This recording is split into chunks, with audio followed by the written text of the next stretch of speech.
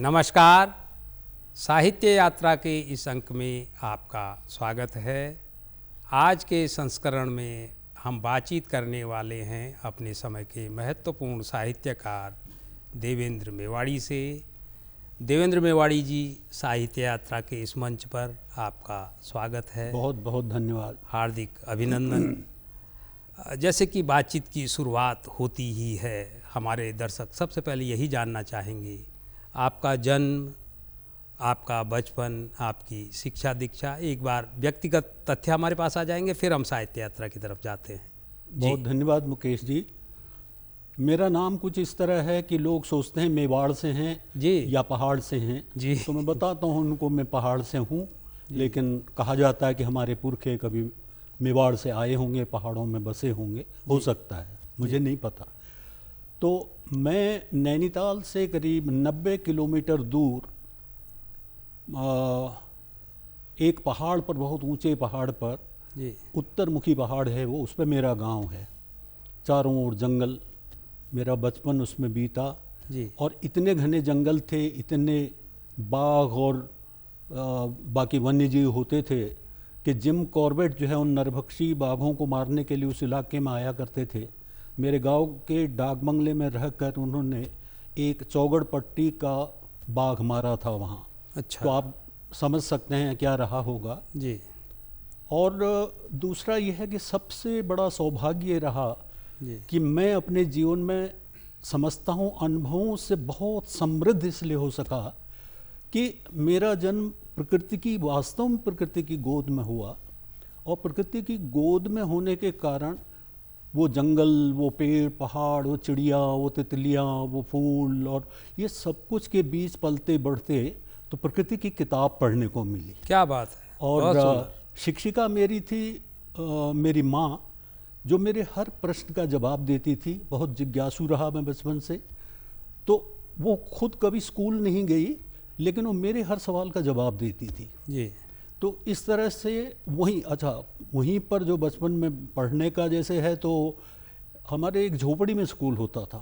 ये सन 1950 के आसपास की बात है। क्या बात है। तो जी एक झोपड़ी में था, वहाँ हम गए तो टीचर ने हमारा नाम लिखा जी और मैंने चांदी के धागुले पहन रखे थे, एक सूता भी था, तो वो पिताजी ने उतार लिया। उन्होंने कहा आज से तू स्कूलिया है, अब स्कूलिया है। हाँ जी आज से तू विद्यार्थी हो गया, अब पढ़ेगा। तो मैं उस स्कूल में पढ़ता था। माँ सुबह घास को जाती थी, तारे लगे होते थे, और मुझे घर में अकेले डर लगता था, पिताजी गए हुए होते थे कहीं भाबर। तो मैं स्कूल में कहता था माँ मुझे स्कूल में छोड़ दो। वो तारे लगे हुए मैं बरामदे में बैठा रहता था, क्योंकि बाद में इमारत बन गई, 50 के आसपास इमारत बन गई फिर। जी लेकिन एक सबसे मज़ेदार बात यह है कि मैं जिस समाज में पैदा हुआ वो माइग्रेटरी समाज था, घुमक्कड़। 6 महीने हम पहाड़ में रहते थे और 6 महीने फिर माल भाबर चले जाते थे। भाबर में चले जाए। जी तो हमारे पास 20-25 जानवर होते थे, हमारे गाय भैंसें बैल और एक घोड़ा भी सब। तो वो काफिला चलता था, कई लोग गांव के चलते थे, और आगे आगे हमारी फूल भैंस, उसके बहुत बड़ा घंटा बजता रहता था, गनमन गनमन गनमन ऐसे बोलता था। और सारे उसके पीछे जो है जानवर चलते थे। मेरे बड़े भाई जो उनको देखते थे वो चलते थे। फिर हमारा घोड़ा, पिताजी उसके साथ, पीछे माँ भाभी, माँ के साथ मैं। ये इस तरह का एक काफिला जो है वो दूसरे गांव जाता था। लेकिन मज़ेदार बात वहाँ की क्या है कि मैंने पहाड़ में तो एक, ठीक है, पहले झोपड़ी वाला था, फिर पक्का स्कूल बन गया। लेकिन जब माल भाबर वाले उसमें स्कूल में पढ़ा तो वहाँ स्कूल की इमारत कोई नहीं थी। 1 साल का जंगल था, उसकी धार थी, और उस जंगल में हम ज़मीन में बैठ कर के, वहीं हमारे शिक्षक आते थे और वहाँ पढ़ाते थे। और हम जब पढ़ते थे तो आसपास बंदर सुन रहे होते थे कि ये दो पाये क्या रहे हैं यहाँ। चिड़ियाएँ चहचहाती रहती क्या थी। बात है। बहुत तो वो जंगल की पाठशाला में भी मैंने पढ़ा। क्या बात। इसलिए 2 गांव में 2 तरह के स्कूलों में मैंने पढ़ा। लेकिन इसमें सबसे बड़ा फ़ायदा ये हुआ कि एक तो जीवन में पहली बार एक विशाल बाघ मैंने घनघोर जंगल से आता हुआ, मेरे शिक्षक ने दिखाया कि वो देखो जंगल का जो राजा कहलाता है। तो हमने देखा, वो अपने जीवन में पहली बार बाघ वहाँ देखा था हमने। क्या उम्र रही होगी तब आपकी? उम्र उस समय रही होगी मुश्किल से, मतलब 6 साल, हाँ 5-6 साल ही रही होगी। तो तब देखा था। उसके बाद तो एक जो अनुभव होता है बचपन से, आगे बातचीत होगी उसमें वो खुलेगा अपने आप ही, जी कि मैंने बीजों को उगते हुए देखा है, बीजों को खुद बो करके देखा है, उनमें से किस तरह से पत्तियों की हथेलियाँ निकल रही हैं, कैसे वो हवा में वो पौधे अपनी पत्तियों की हथेलियाँ हिला रहे हैं, किस तरह से धीरे धीरे वो बड़ा हो रहा है। मटर का पौधा है तो अपनी उंगलियों से पकड़ के कैसे एक डंडी पर आगे बढ़ जाता है, मुस्कुराता है, उस पर फूल निकल आते हैं, क्या बात और फिर एक दिन धीरे धीरे उसमें बीज बन जाते हैं और जीवन पूरा हो जाता है। इस तरह से जो देखा, अब आप समझिए आगे जब किताब पढ़ेंगे, पाठ्य पुस्तक पढ़ेंगे, तो मुझे तो वो ज्ञान है वहाँ प्रकृति में से, मैं उसे देख चुका हूँ अपने हाथों से। हाँ, तो इस तरह से जैसे हमारा होता था ये अक्टूबर के आसपास, मतलब जब दीपावली आती थी तो उस समय ये समझिए कि बहुत अधिक, आप आते हैं या पता नहीं, मल्लिया कहते थे हम, तो मल्लिया चिड़ियों की जो है सैकड़ों का झुंड आता था, पूरी डार की डार आती है, डार की डार आती थी, और वो हमारे खेतों में जो है विश्राम करती थी। तो मैं माँ से पूछा करता था, माँ ये क्यों आते हैं? तो कहती थी कि घाम तापने के लिए। क्या बात तो है, जैसे हम जाते हैं ना अपने माल भवर घाम तापने, वैसे ही ये भी हिमालय से आती, वहाँ ठंडा हो जाता है, खाना नहीं मिलता जी, तो ये भी घाम तापने आ जाती है, वो माइग्रेशन, तो बर्ड माइग्रेशन आगे जाके। तो मैं तो बहुत अच्छी तरह समझ गया क्योंकि मैंने उनको देखा हुआ। मेवाड़ी जी जी, मैंने वही आपकी एक किताब है, बहुत महत्वपूर्ण किताब है और खूब पढ़ी जाती है जी, हमारे पृष्ठभाग में जो ये चित्र है इसमें भी मेरी यादों का पहाड़, मेरी यादों का पहाड़, और जब हम उसको पढ़ते हैं जी, तो ऐसा लगता है कि वो केवल आपकी यादों का पहाड़, आपकी यादों का हिमालय नहीं है जी, वो हर पर्वतवासी का। बल्कि इस किताब को पढ़ते हुए थोड़ा बहुत, अगर मैं बहुत ज़्यादा नहीं बढ़ रहा हूँ आगे, तो रसूल हमजा तो वो भी याद आते हैं। हाँ हाँ, कि एक पहाड़ है जो कमोबेश सब जगह एक जैसा है, जी जी, उसका, और वो जो दौर आप याद कर रहे हैं, एक चीज़ आपकी बातचीत में जो आई जी, आप तो कहते हैं कि बाहर वाले सोचते हैं कि मेवाड़ से हैं, कि पहाड़ से हैं। शुरुआती दौर में जब हम लोगों ने लिखना पढ़ना शुरू किया था, तब हम विज्ञान कथाएं पढ़ते थे, देवेंद्र मेवाड़ी, तो तब हम भी समझते थे कि कहीं मेवाड़ से होंगे, बहुत बाद में पता चला कि पहाड़ से हैं। बहरहाल बातचीत का क्रम जारी रखते हुए जी, मेवाड़ी जी, ये तो आपका एक बचपन है, और ये बात अच्छी तरह हमको भी समझ में आई, हमारे दर्शकों को भी आ गई जी, कि प्रकृति ने आपको एक तरह से पढ़ाया है, और प्रकृति के अनुभवों से आपने अनुभव लिया। वो आपकी विज्ञान कथाओं में स्पष्ट नजर आता है जब हम उनको पढ़ते हैं। जी हाँ। एक साहित्यिक यात्रा जो आपकी है, हाँ, ये कहाँ से शुरू हुई, कैसे शुरू हुई, सबसे पहले क्या लिखा, सबसे पहले कहाँ छपे? मज़ेदार बात यह है मुकेश जी, जी कि जो कुछ मैंने देखा था जी, उसका तो गांव में तो ठीक है माँ बताती थी, या मेरे साथी, या और कोई गांव के लोग, उनकी अपनी परिभाषाएं होती थी। लेकिन जब मैं पढ़ने लगा तो देखा किताबों में तो उनके बारे में लिखा हुआ है, वो असलियत में ये होता है, उसका सच लिखते थे कि भाई ऐसा इसलिए होता है जी। तो अब उनको पता नहीं है, तो मेरा बड़ा मन करता था मैं अपने साथियों को, अपनी माँ को, अपने पिताजी को, अपने गांव के लोगों को मैं बताऊं कि अरे ये जो आप सोच रहे हैं ना, ये तो ऐसा है, हमारी किताब में लिखा हुआ है जी। ये एक भावना थी जिसने भीतर से अभिव्यक्त करने का मौका दिया कि मैं लिखूं उसको। तो प्रेमचंद और चंद्र शर्मा गुलेरी जी और जाने कितनी उनकी कहानियाँ, पूरी प्रेमचंद तो पूरा मानसरोवर के सारे खंड पढ़ लिए गए, और वो तो ये हुआ कि ऐसे जो चरित्र हैं वो तो खुद हमारे गांव में भी हैं। तो मैं हाई स्कूल से अपनी कॉपी में कहानियाँ लिखने लगा था। अच्छा, अपने आप ही, कोई किसी ने बताया नहीं, लेकिन मैं भी लिखने लगा। माना बूढ़ी काकी लिखा है तो मैं अपने गांव की एक बूढ़ी काकी का वर्णन कर रहा हूँ, ठीक है, पूस की रात है तो मेरे गांव की पूस की रात एक कैसी है करके, ठीक है। तो इससे क्या हुआ कि वो लिखने की आदत पड़ी, और इसमें एक बड़ी बात ये हुई, कक्षा 8 में जब पढ़ता था मैं, तो मुझे एक पुस्तक, अच्छा मैंने किया होगा परीक्षा में, तो मुझे एक इनाम मिली, एक पुस्तक। अच्छा। उसका नाम था सत्य के प्रयोग, गांधी जी, महात्मा गांधी जी। तो उसको पढ़ गया मैं सारा, तो मैंने कहा अरे ये तो मैं भी लिख सकता हूँ। तो मैंने एक कॉपी को मोड़ के और धागे से सिल के बनाया और शुरू कर दिया उसमें लिखना। 8-10 पेज लिखे होंगे, तब पता लगा कि अभी तो मैंने कुछ किया ही नहीं, मैं आगे क्या लिखूं। गांधी जी ने तो इतना सब कुछ लिख रखा जी। है, तो पहले जीवन में कुछ करना होगा। ओके। तो वो छोटी सी आत्मकथा जो 8-10 पेज हैं वो मेरे पास आज भी है कि क्या किस बात तरह है, एक जरूर बच्चा कैसे जरूर हम आपके पाठक उस कम से कम उस आत्मकथा को जरूर पढ़ना चाहेंगे। तो खड़गदा अदरक उगाता था, तो उसकी अदरक की चाय बड़ी प्रसिद्ध थी। सारे शिक्षक, बच्चे, सब लोग जो है उसके यहाँ चाय पीते थे। जी। तो मैंने खड़गदा नाम से एक फिर कहानी लिखी। ये और खड़गदा दुकान वाले थे? दुकान वाला जी। वो दुकान चलाते थे। जी। तो खड़गदा की ज़िंदगी पर, क्योंकि मैं कहानियाँ पढ़ रहा था, चरित्र को कैसे हम उसका रेखा चित्र खींच सकते हैं जी। ये शब्दों में, ये मैं सीख रहा था। तो मैंने उस पर लिख दिया। और वो त्रिपथिका उस समय पत्रिका आती थी, उत्तर प्रदेश ये जो प्रकाशन और जनसंपर्क विभाग है उसका मुखपत्र था। जी। तो उसमें छप गई। उन दोनों बेढब बनारसी होते थे शायद, जी। कोई संपादक उसके थे। जी। तो वो छपी, उसकी कटिंग वटिंग आ गई। उन दोनों तो बड़ा रिवाज था, कहानी छपी जी। उसकी कटिंग आती थी। मैंने अपने बड़े भाई साहब को भेजा, तो उनको वो कटिंग मिली। उन्होंने खड़गदा को भी पढ़ा दिया कि देखो भाई ने क्या लिखा हुआ है आपके बारे में पूरा।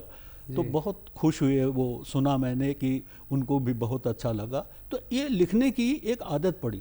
लेकिन एक बार अपने पुस्तकालय में, हमारा पुस्तकालय बहुत अच्छा था, हमारी प्रयोगशालाएं बहुत अच्छी थी। नैनीताल में ओखलकांडा जगह है, ओखलकांडा मेरे गांव और नैनीताल के बीच में एक चीड़ बनों के बीच जो है बसा हुआ इंटर कॉलेज है। किसी ज़माने में वो शांति निकेतन कहलाता था उत्तराखंड का। अच्छा। इतना शांति और इतना अच्छा वहाँ था। बहुत ही समृद्ध वो जो है लाइब्रेरी, और उसके अलावा जो है शिक्षक बहुत अच्छे थे। सब सारे लोग, मतलब दुकानदार भी उस समय अभिभावक होते थे। फीस नहीं है, ये बच्चे की खुद दे देने, ये माहौल होता था।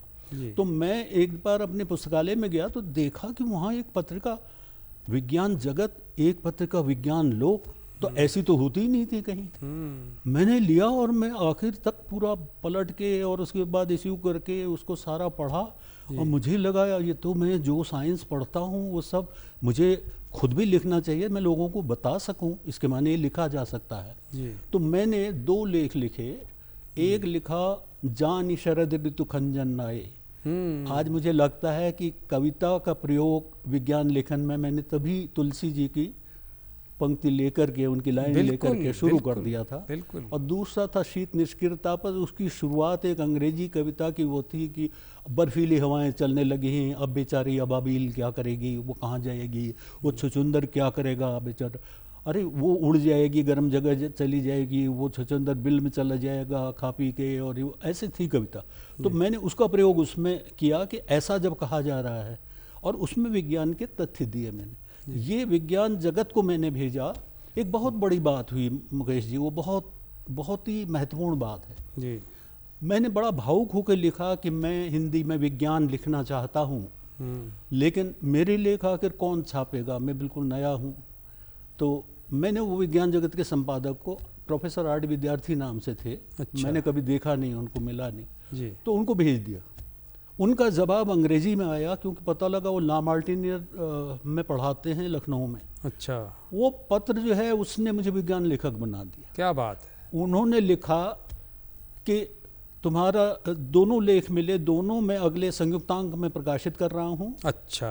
और सदा लिखते रहना, तुम्हारे लेख मैं छापूंगा। क्या बात है। इसके बाद जो पंक्ति थी, ये सदा याद रखना कि हो सकता है कल तुम स्वयं एक विज्ञान लेखक बनो। क्या बात है। अरे नींद उड़ गई बिल्कुल मेरे, तो जो है मेरे मन ये में किसके संपादक थे? ये विज्ञान जगत की। विज्ञान जगत वो इलाहाबाद से इंडियन प्रेस से छपती थी। अच्छा। और बहुत अच्छी पत्रिका थी जी। अब तो आज ये सब कुछ है नहीं जी। तो उसमें जो है इस चीज ने ये कर दिया, मेरा विज्ञान लेखन के प्रति एक जुनून से मैंने लिखने लगा जी, जी। और क्योंकि चीजें तो थी सब, वो आम लोगों को तो पता ही नहीं उसमें कुछ। मेवाड़ी जी, वही मैं कह रहा हूँ कि जो अब मैं भी और हमारे दर्शक भी पहली बार, क्योंकि आपकी जो मूल छवि है वो एक विज्ञान लेखक और विज्ञान में भी विज्ञान कथा लेखक की है। उसके बाद जब आपकी जो मेन स्ट्रीम थी उससे इतर किताबें, जिनमें मेरी यादों का पहाड़ और तमाम ट्रेवलॉग आए आपके, बहुत सुंदर यात्रा वृतांत। तो तब एक लगा कि मेवाड़ी जी की तरफ से एक ये स्वाद भी परोसा जा सकता है। जी जी। और तब लोगों ने उस तरह से समग्रता से आपको पढ़ना शुरू किया। लेकिन वो जो विज्ञान कथा लेखन वाला ट्रेंड था, मैं समझ रहा हूँ कि आज के समय में जब हमारे यहाँ साहित्य में विज्ञान को परोसना इतना मुश्किल काम है, तो जिस दौर में आपने शुरू किया वो तो बहुत ही परंपरागत दौर था। उस दौर में आपने विज्ञान लेखन शुरू किया। उसी से जुड़ा हुआ मेरा सवाल है कि अब उम्र के इस पड़ाव पर, जबकि आपने एक पूरी लंबी साहित्य यात्रा कर ली है जी, यहाँ पर आकर आपको क्या लगता है कि हमारे जो हिंदी साहित्य है इसमें विज्ञान लेखन की या वो वैज्ञानिक दृष्टि की क्या स्थिति है? और क्योंकि आप तो बहुभाषाविद हैं, दूसरी भाषाओं में विज्ञान और विज्ञान लेखन की क्या स्थिति है? जो आपने कहा कि उम्र की इस लंबी यात्रा में जी, तो विज्ञान कथाकार एक बड़े प्रसिद्ध हुए हैं, आज कोई जानता नहीं है, लेकिन उनका बहुत अच्छा मृत्युंजयी कथा संग्रह है। और मेरे साथ ही बातचीतें करते हुए धीरे धीरे उन्होंने जो है विज्ञान कथा की ओर बहुत ज़्यादा रुझान हुआ। उनका बड़े भाई भी थे, मित्र भी थे, उनका नाम है कैलाश शाह। कैलाश अब नहीं है दुनिया में, लेकिन वो कहा करते थे कि देवेन क्या लिख रहे हो आजकल। वो अक्सर पूछते थे, वो कर लगे कि ये याद रखना जीवन में आगे जाके कभी भी ना, जैसे शेर पीछे को पलटता है, जिस रास्ते वो चला जा रहा है, फिर एक जगह रुक के पीछे देखता है, जिससे हिंदी का शब्द बना है सिंहावलोकन। सिंहावलोकन जी। जब सिंहावलोकन सिंह देखता है तो वहाँ अगर सारा ही सूखा नजर आएगा तो जिंदगी उसके बाद जो है वो बहुत ख़राब हो जाती है जी। वहाँ हरा भरा दिखे अगर कि मैंने क्या काम किया, मैंने कितना लिखा, जो आप कह रहे हैं इसमें। तो मैंने पिछले मई के महीने में 60 साल मेरे लेखन को पूरे हुए हैं जी। तो मैं 61वें वर्ष में चल रहा हूँ। जी। तो मुझे सदा ये याद रहा कि मुझे लिखते रहना है, चाहे नौकरियां कई तरह की सब किया, लेकिन मैं निरंतर लिखता रहा। और दूसरा जो आपने विज्ञान लेखन की बात कही, व्यक्ति अपने अग्रजों से सीखता है। एक रिटायर्ड जो है ऑफिसर थे, वो कोटद्वार में भी रहे शायद किसी ज़माने में, उनका नाम था यमुना दत्त वैष्णव अशोक। हाँ, ठीक है। जाने माने लेखक, बड़े लेखक हुए। यमुना दत्त वैष्णव अशोक थे। मैं माल रोड में घूमता था तो उन्हें पता लगा ये लड़का बॉटनी में जो है MSc कर रहा है और ये कहानियाँ लिखता है, क्योंकि वहाँ की मैगजीन वगैरह में मुझे पुरस्कार मिलते थे। तो उन्होंने एक दिन कहा कि सुनो, आप तो कहानी लिखते हो, ये वो सब बातचीत शुरू हुई। वो कहने लगी कि आपके पास विज्ञान की पूरी समझ है और कहानी भी लिखते हैं, तो विज्ञान कथा लिखो ना। मैंने कहा विज्ञान कथा कैसे लिखूंगा? तो उन्होंने मुझे बताया कि जब इलाहाबाद यूनिवर्सिटी में वो पढ़ रहे थे तो एक कहानी प्रतियोगिता हुई थी, उसमें प्रथम जो उस बार मिला था, जैनेन्द्र कुमार उसके निर्णायक थे। और प्रथम पुरस्कार मेरी कहानी को मिला था और उस कहानी का नाम था वैज्ञानिक की पत्नी। वो एक विज्ञान कथा थी। और फिर उन्होंने बताया कि जिसमें विज्ञान, जिसकी एक तरह से विज्ञान मतलब का बीज है, उससे वो कहानी जन्म ले रही है। अगर वो विज्ञान नहीं है तो नहीं, वो विज्ञान कथा नहीं होगी। मतलब विज्ञान की जानकारी देना विज्ञान कथा नहीं है, लेकिन विज्ञान में से जन्म लेके एक हिंदी की कहानी पैदा हो रही है अगर, तो वो विज्ञान कथा है। तो उन्होंने जिस तरह बताया, तो मैंने सबसे पहले वहाँ एक शैवाल कहानी लिखी, जो पर्वतीय अखबार उनियाल जी का था, जो बहुत ही समर्पित जो है हमारे पत्रकार थे, उनका अखबार था नैनीताल से। तो उसमें छपी थी शैवाल। तो उसमें नैनीताल की झीलों का जो है, जो काई होती है, उससे एक दिन बड़ी पार्टी देता है एक वैज्ञानिक, और उसमें सब कुछ जो है वो काई से बना है। कोई पहचान नहीं पाता कि ये सब कुछ भोजन उसी से बना हुआ है, काई से बना। हाँ, उनसे मुझे प्रभावित होकर के मैंने ये कहानी लिखी। फिर उसके बाद एक कहानी लिखी, उसमें प्रेत लीला, कि बरगद और पीपल बड़े पेड़ों के नीचे सुना है भूत प्रेत आ जाते हैं, इस तरह का। तो इसका खंडन करने के लिए वो कहानी लिखी प्रेत लीला, और उसमें कार्बन डाइऑक्साइड का किस तरह से उसका प्रतिशत बढ़ता है, कैसे रात को उसका प्रतिशत बढ़ जाता है और लोगों को हेल्यूसिनेशंस होने लगते हैं, इस पर आधारित वो कहानी उत्तर पथगाह में छपी। तो इसके साथ शुरू हो गया। लेकिन वास्तविक जिसको कहेंगे कि जैसे आर्टेमिस 2 लॉन्च हुआ या अपोलो लॉन्च हुआ, तो मुझे विज्ञान कथा लेखन में लॉन्च होने का मौका मिला मनोज श्याम जोशी जी के समय में साप्ताहिक हिंदुस्तान में। जी। सभ्यता की खोज एक मेरी 9 पृष्ठों में उसके छपी थी, लंबी चौड़ी जो है उपन्यासिका करके उन्होंने छापी थी। तो वहाँ से एक पहचान मिल गई कि यार ये देखो ये जी। तो विज्ञान कथा लेकिन मेवाड़ी जी, जी थोड़ा हस्तक्षेप मैं इसलिए भी कर रहा हूँ हाँ, कि हाँ। हमने भी, मुझे अच्छी तरह याद है कि जिस दौर में हमको भी पढ़ने लिखने का एक चस्का लगा था, जी उस दौर में विज्ञान, प्रगति, आविष्कार, इस तरह की पत्रिकाओं में देवेंद्र मेवाड़ी एक लगभग स्थायी जैसा नाम होता था। और हम पढ़ते, वो अलग बात है कि हम ये तब तक रिलेट नहीं कर पाते थे कि देवेंद्र मेवाड़ी तो हमारे हिमालयी अंचल के हैं, जी जी हम कहीं मेवाड़ से, और जैसे कि नाम से आप रिलेट करते हैं ठीक है।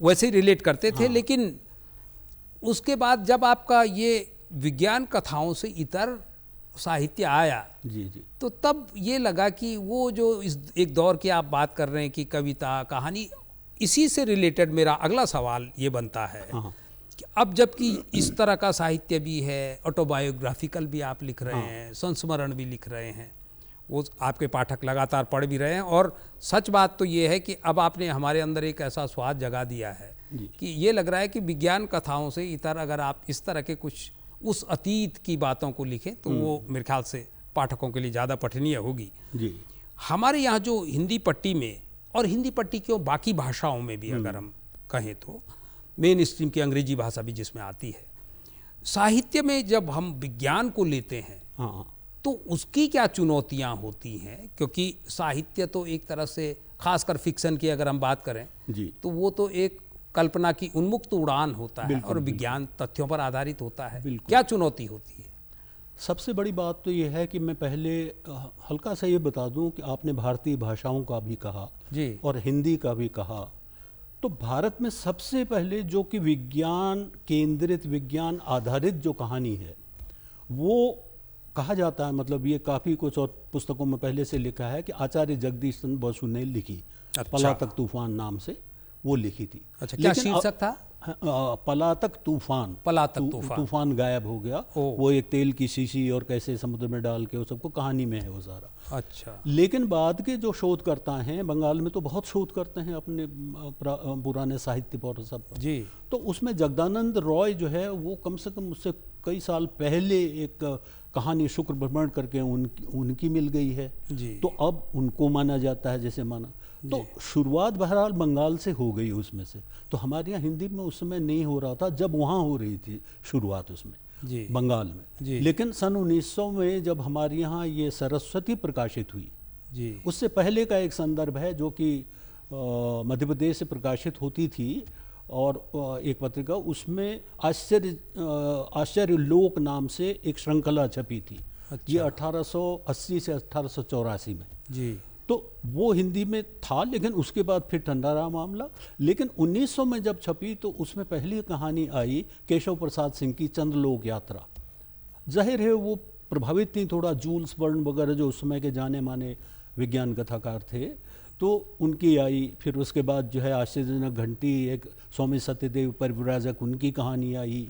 इस तरह से होते हुए और आगे जाके 1915 के आसपास देवकीनंदन खत्री और इन्होंने विदेश से आता हुआ जो क्लोरोफॉर्म या खटके और ये सब, इनका प्रयोग उन्होंने अपने जासूसी और अय्यारी के उपन्यासों में किया। ठीक है। लेकिन एक बड़ा काम हुआ जो कि भारत में उसके बाद भी किसी ने नहीं किया, वो 1922 में हुआ। 1922 में राहुल सानकतायन ने एक उपन्यास लिखा, राजकमल ने अभी प्रकाशित उसको पुनर्प्रकाशित किया है जी। उसका नाम है 22वीं सदी। हम लोग 21वीं सदी में हैं अभी। 22वीं सदी उपन्यास में उन्होंने उस समाज की कल्पना की है। वो बहुत ही शानदार कल्पना है, आप उसको पढ़िएगा जरूर। उसमें उन्होंने दिखा है कि धर्म का क्या रूप रह गया है, जाति वगैरह का क्या रूप रह गया है, अब लोग क्या देख रहे हैं, वो समाज दिखाया हुआ है उन्होंने सारा। ये राजकमल से आई है, ये राजकमल से छपी है अभी। जी। लेकिन 1905 में, उससे पहले अंग्रेजी में एक आया जो उन्होंने उर्दू में भी उसके बाद प्रकाशित किया। वो सखावत हुसैन करके एक महिला थी, उन्होंने लिखा, जिसमें सारे जो पुरुषों का रोल है समाज में वो सब संभाल लिया है महिलाओं ने, और पुरुष वो काम कर रहे हैं जो महिलाएं कर रही हैं। क्या बात है। तो ये एक ऐसे समाज की कल्पना उनके सखावत हुसैन करके उनका उपन्यास था, जैसे 1905 के आसपास। अच्छा, लेकिन हिंदी में विज्ञान की कहानियाँ नहीं हैं, इस बात से दुखी होके संपूर्णानंद जी जो मुख्यमंत्री भी रहे, विद्वान बिल्कुल, थे, ठीक है। और बनारस से थे, तो उन्होंने लिखा है, अपनी भूमिका में लिखा है उन्होंने, पृथ्वी से सप्तऋषि मंडल तक उनका उपन्यास है।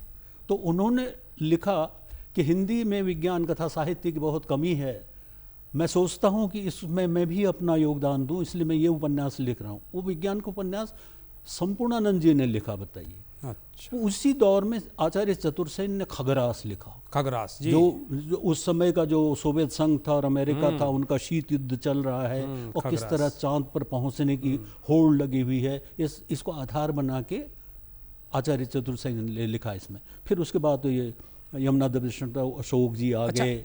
मेवाड़ी जी, जो आज का दौर है अब, क्योंकि जिस दौर आचार्य चतुर्सेन से लेकर और सरस्वती के ज़माने से लेकर यहाँ तक की जो आप बात कर रहे हैं, वो साहित्य का एक विशेष फॉर्मेट था, ठीक है, जिस दौर में आप लोगों ने भी साहित्य लिखना शुरू किया। ठीक है। लेकिन आप और आपके हम सभी पाठक इस मामले में भाग्यशाली हैं जी। कि आपने वो दौर भी देखा है हाँ जब वो परंपरागत साहित्य के फ्रेम थे। जी, आपने ये दौर भी, आप आज भी एक्टिव हैं, लगातार सक्रिय हैं, हाँ, मैं नियमित रूप से लिखता हूँ। नियमित रूप से हम आपको लगातार पढ़ रहे हैं जी, आज जो साहित्य हिंदी में आ रहा है, हाँ, उसमें विज्ञान और वैज्ञानिक दृष्टि का कितना क्षेपक आपको नजर आता है, और अगर ये कम नजर आता है तो क्यों आता है, कोई वजह? बहुत ही कम प्रतिशत है, ये कहने में कोई गुरेज नहीं करूँगा, क्योंकि जितना साहित्य हम पढ़ रहे हैं, समाज को आप देख तो रहे हैं, लेकिन समाज का क्या सब कुछ देख रहे हैं।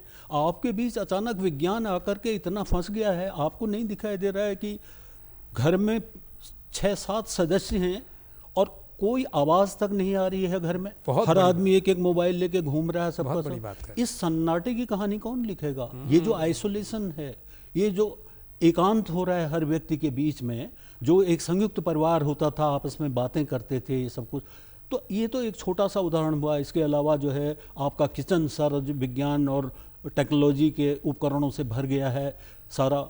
और मैं अभी अभी आपको बता रहा था, मैंने बीजों को बोया है, उगते हुए देखा है, बेल को चढ़ते हुए देखा है, सबका कौन बच्चा देख रहा है आज? एक बार एक बच्चा दिल्ली से आया था, पहाड़ में ही, उसमें से वो गेहूं पर हाथ लगाने से डरता था कि कांटे चुभेंगे इसके गेहूं की बालियों को देख करके। उसमें एक बच्चा वहाँ से दूध कहाँ से आता है, वो कहता है कि वो बोतल से आता है, मदर डेयरी या और कोई उसी तरह, उनको पता ही नहीं है। और एक दो बच्चे तो मुझे मालूम है केस कि उनको जब पता लगा कि ये गाय देती है, ये भैंस देती है, वो छोड़ दिया उसने, मैं नहीं पीऊँगा इसको। अच्छा। एनिमल का दूध, मतलब क्या बात तो है। उनको कौन शिक्षा देगा, कैसे बताएगा? इसमें आपको बताऊं मैं कि जो साहित्यकार हैं, जैसे साहित्यकारों में आपको जान के आश्चर्य होगा सबसे पहले तो कि रविन्द्रनाथ ठाकुर ने अपनी पहली पुस्तक जो लिखी थी वो विज्ञान की थी। आप आश्चर्य की बात है, मेरे लिए भी। उसका नाम था विश्व परिचय, और विश्व परिचय में उन्होंने पूरा धरती, उसकी धातुएं, उसके जो है खनिज और आसमान और वो सब का सब, और वो पुस्तक उन्होंने भेंट की है, समर्पण किया है दूसरे वैज्ञानिक जो उनसे शायद 25-30 साल छोटे थे उनको। और उसमें लिखा उन्होंने कि मैं तो साहित्य का व्यक्ति हूँ, लेकिन जब मेरे पिताजी देवेंद्रनाथ ठाकुर, मतलब जब वो डलहौजी ले जाते थे और शाम को कुर्सी बाहर निकाल करके बैठाते थे और पहाड़ों से हमें तारे निकलने दिखाई देते थे, तारे निकलते थे, उन तारेवलियों को देख करके मेरे पिता बताते थे कि देखो वो तारा टिमटिमा रहा है, वो तारा नहीं टिमटिमा रहा है, वो ग्रह होता है और वो तारा है। ये सब तो मेरे मन में एकदम से सारा मतलब जो है विज्ञान बैठ गया। उसकी पांडुलिपि उन्होंने लिखी। मज़ेदार बात इसमें ये है, आपको एक और मज़ेदार बात बताऊं, उस पांडुलिपि को लेके वो अल्मोड़ा आए उत्तराखंड में जी। इस पुस्तक की पांडुलिपि उत्तराखंड में उन्होंने फाइनल की, बहुत बड़ी बात है। वो यहाँ बोसी सेन जो थे, उनका कुंदन हाउस था, उनके मित्र थे, वो कुंदन हाउस में आकर के रहे और यहाँ उन्होंने उस पांडुलिपि को फाइनल किया। तो हम ये हमारे लिए गर्व का विषय है कि गुरुदेव की एक जो है पांडुलिपि यहाँ फाइनल हुई करके। ऐसे जो आपने आज के साहित्यकारों का कहा, जैसे इसमें एक बड़ा नाम है, हालांकि उनको शायद उतना ड्यू नहीं मिल पाया है, संजीव नाम से। हाँ, संजीव उनका एक जी। बहुत मोटा उपन्यास राजकमल से ही आया अभी 2-3 साल पहले, रह गई दिशाएं इसी पार। अनोखा उपन्यास है। बायोलॉजिकल जो प्रयोग हैं, उन प्रयोगों का भविष्य क्या है, उसमें पूरा मांस उद्योग भी दिखाया हुआ है। इन प्रयोगों में से ही कैसे एक उन्हीं का भाई जो है वो कैसा एक तांत्रिक के रूप में और एक आध्यात्मिक रुख लेकर के किस तरह से एक दिशा पलटता है अपनी, और क्या क्या इसके भीतर होता है, सारा विज्ञान का ही पूरा उपन्यास है। महुआ माझी का एक उपन्यास है, मरंगोडा नीलकंठ हुआ। वो यूरेनियम की खदानों में जो हो आदिवासी हैं, उन हो आदिवासियों का जीवन किस तरह से नष्ट हो रहा है, किस तरह से उनके हाथ पैर गल रहे हैं, पूरा यूरेनियम के खनन में काम करते हैं वो, उस पर आधारित जो है पूरा मरंगोडा नीलकंठ हुआ, वो उपन्यास उस पर है। जैसे इस तरह से कई लोगों ने प्रयोग किया है हिंदी में, लेकिन ये बहुत छिटपुट प्रयोग हैं। एक वैज्ञानिक दृष्टि से पूरा हम लिखें ऐसा कोई बड़ा उपन्यास नहीं आया। मेवाड़ी जी, मैंने कहा ना कि अगर प्रसंगों पर चलें तो आपकी इतनी सुदीर्घ यात्रा है कि एक ही सवाल बहुत, उसी का जवाब इतना लंबा हो सकता है, लेकिन क्योंकि हम चाहते हैं कि आपसे मोटा माटी जी हम थोड़ा सभी कुछ बटोर लें। ठीक है, मैं संक्षेप में बोलूं। इसी से संबंधित एक सवाल ये बनता है कि इन दिनों आप क्या लिख रहे हैं। ये मैं इसलिए पूछ रहा हूँ कि शुरुआत विज्ञान कथा लेखन, विज्ञान लेखन से, उसके बाद आजकल खासकर आपके जो संस्मरण है देवेंद्र मेवाड़ी जी, अद्भुत संस्मरण है। और कई बार तो ये लगता है कि जैसे इतना जीवंत आप कर देते हैं परिदृश्य को कि ये लगता है कि महानगर में बैठा आदमी भी, उसको भी जाड़ा लग जाता है कि कहीं बर्फ तो नहीं गिर रही है। ये इस तरह का ही लिखने का अभी फिलहाल मन है या वापस विज्ञान कथा लेखन की तरफ जाने का है? आजकल क्या कर रहे हैं? मैं लगातार लिखता रहता हूँ। मेरी 3 धाराएं हैं। एक तो आत्मकथात्मक संस्मरण लिखता हूँ, जिसमें मेरी यादों का पहाड़ ये पुस्तक लिखी।